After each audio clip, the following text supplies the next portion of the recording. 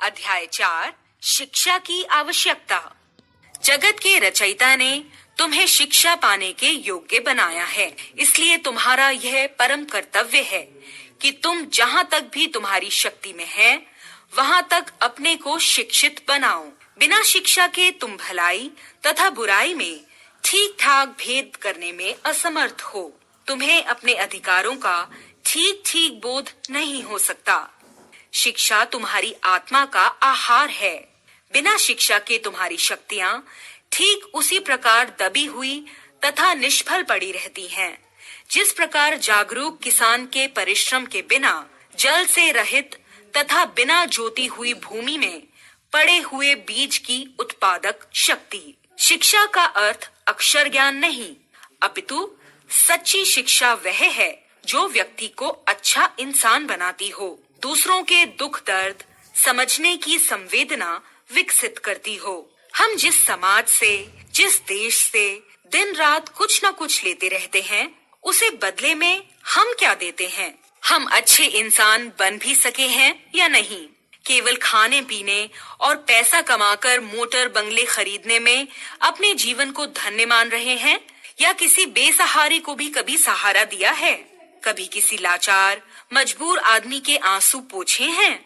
अपने आसपास के लोगों का दुख दर्द भी क्या कभी हमें छूता है या नहीं? यदि केवल पैसा कमाने और अपना उच्च स्तर बनाने में हम जीवन बिता रहे हैं तो हम केवल साक्षर हैं, पर यदि मानव मात्र की सेवा में अहंकार और स्वार्थ रहित होकर अपने जीवन में चाहे कुछ भी पल बिता रहे हों तो हम शिक्षित हैं। यदि हम सुगंध बनकर फैल सकते हैं तो हम शिक्षित हैं। यदि सूर्य की भांति स्वयं तपकर दूसरों को प्रकाश और ऊर्जा देते हैं तो हम शिक्षित हैं।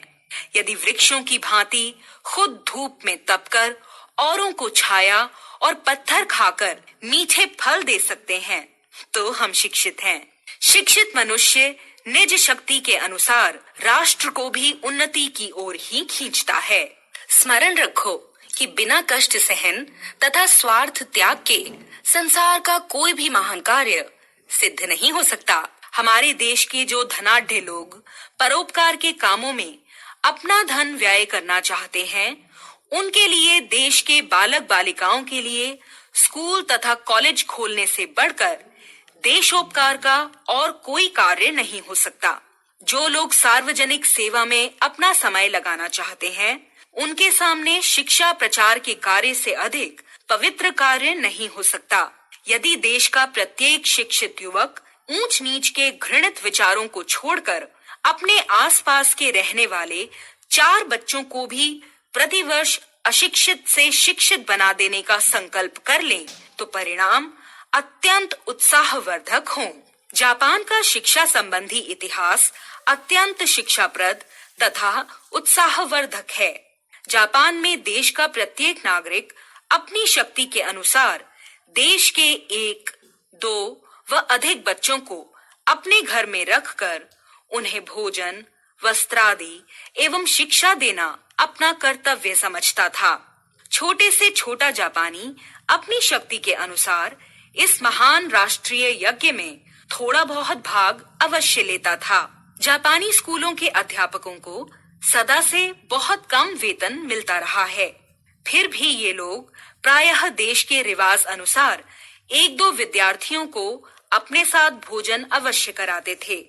निस्संदेह इस प्रकार के अद्भुत निस्वार्थ व त्याग का ही परिणाम था कि वह देश आज राष्ट्रों की अग्रतम श्रेणी में है। जापान में आज कहीं भी अशिक्षित पुरुष तथा अशिक्षित स्त्री के दर्शन नहीं होते। हमें विश्वास है कि यह देदीप्यमान उदाहरण हमारे देशभक्त युवकों के लिए भी कदापि निष्फल नहीं होगा। एक विशेष बात जो हम कहना चाहते हैं वह यह है कि हमें शिक्षा संबंधी संस्थानों में कम व्यय तथा अधिक काम का विचार रखना चाहिए। करोड़ों रुपयों से 2-4 हजार विद्यार्थियों को शिक्षा देना भारत देश के लिए बुद्धिमत्ता का कार्य नहीं कहा जा सकता। विशेषकर शानदार बड़ी बड़ी इमारतों आदि पर धन नाश करने का प्रलोभन हमारे लिए एक अत्यंत हानिकारक प्रलोभन है। जापान में 1900 ईस्वी तक वहाँ के अनेक स्कूल साधारण खपरेल के कच्चे मकानों तथा कहीं कहीं वृक्षों के नीचे लगते रहे। हमारी शिक्षा जहाँ तक संभव हो उदार तथा सस्ती होनी चाहिए। वस्तुतः वही शिक्षा कहलाने योग्य है जो हमें उदार तथा मनस्वी बनाती है, हमारे हृदयों में देश प्रेम, ऐक्य तथा स्वार्थ त्याग का संचार करती हो। यही शिक्षा का वास्तविक